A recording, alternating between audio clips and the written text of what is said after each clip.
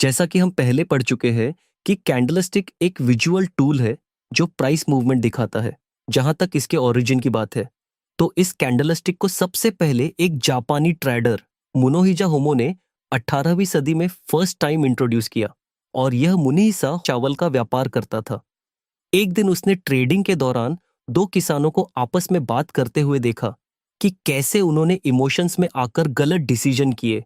और वे एक दूसरे को बता रहे थे कि कैसे एक ने फियर में आकर राइस सेल कर दी ताकि मार्केट और नीचे न जाए, और जबकि दूसरे ने ग्रीड में आकर बहुत जल्दी चावल सेल कर दिए क्योंकि उसे लगा था कि प्राइस उससे ऊपर नहीं जाएगी। यह ऑब्जर्वेशन देखकर मुनीसा होमा ने समझा कि मार्केट सिर्फ सप्लाई और डिमांड्स नहीं बल्कि ह्यूमन साइकोलॉजी से भी अफेक्ट होती है। और इसके बाद उसने मार्केट प्राइस का रिकॉर्ड रखना शुरू कर दिया कि मार्केट किस प्राइस पर ओपन होती है और किस प्राइस पर हाई जाती है और इसके बाद कहां आकर क्लोज होती है। और इस तरह उसने बहुत सारा डेटा इकट्ठा कर लिया और फिर उसने इस सारे डेटा को ग्राफिकल रिप्रेजेंटेशन में बार और विक के साथ रिप्रेजेंट किया।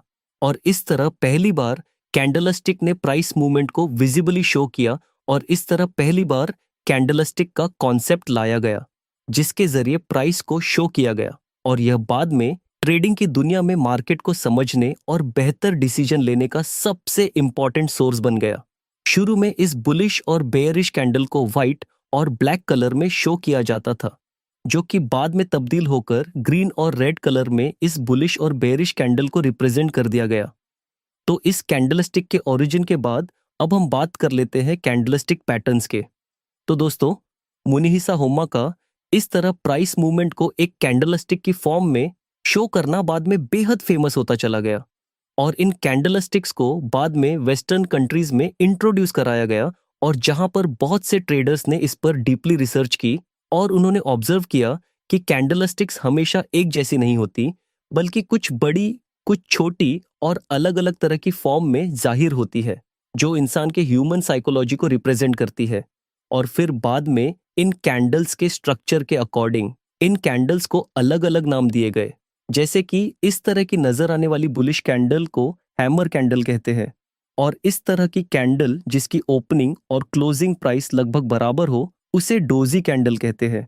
और इसी रिसर्च के दौरान यह बात सामने आई कि जब एक कैंडल को दूसरी कैंडल के साथ देखा जाए तो उनकी कंबाइंड स्ट्रक्चर से कुछ और स्पेसिफिक रिपीटेड फॉर्मेशन बनती है। और ज्यादा ऑब्जर्व करने पर यह देखा गया कि यह स्पेसिफिक फॉर्मेशन मार्केट में एक जैसा बिहेवियर शो करती है और अक्सर सेम टाइप का रिजल्ट देती है। और जैसा कि देखा गया कि मार्केट में जब भी कैंडल्स का इस तरह का पैटर्न बनता नजर आए तो उसके बाद एक बुलिश मूवमेंट देखने को मिलता है और प्राइस ऊपर को जाती है।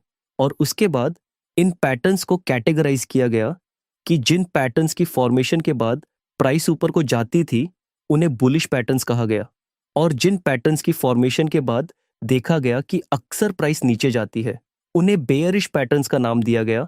और हर पैटर्न को स्पेसिफिक और यूनिक नाम दिया गया, जैसे कि इस पैटर्न को मॉर्निंग स्टार पैटर्न का नाम दिया गया।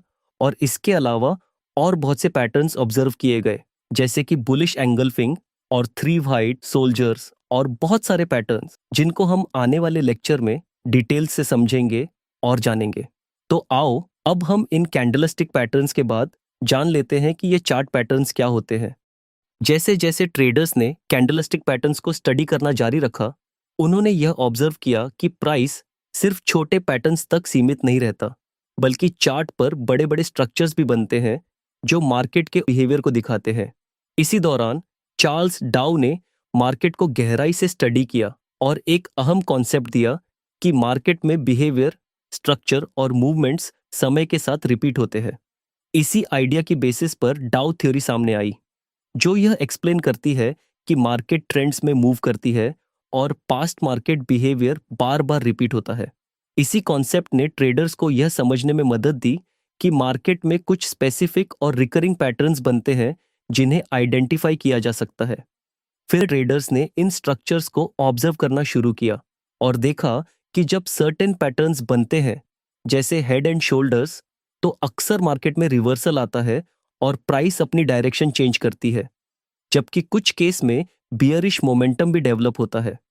इसी तरह बार बार ऑब्जर्वेशन और प्रैक्टिस के जरिए ट्रेडर्स ने इन पैटर्न्स को रिकॉग्नाइज करना शुरू किया, उन्हें डिफरेंट नाम दिए, और यूं चार्ट पैटर्न्स का कॉन्सेप्ट प्रॉपर तरीके से डेवलप हुआ, जो आज ट्रेडिंग में मार्केट को समझने और बेटर डिसीजंस लेने के लिए एक स्ट्रॉन्ग टूल माना जाता है। तो दोस्तों, अब तक इतना ही। उम्मीद करता हूं कि आपको मेरी यह वीडियो पसंद आई होगी।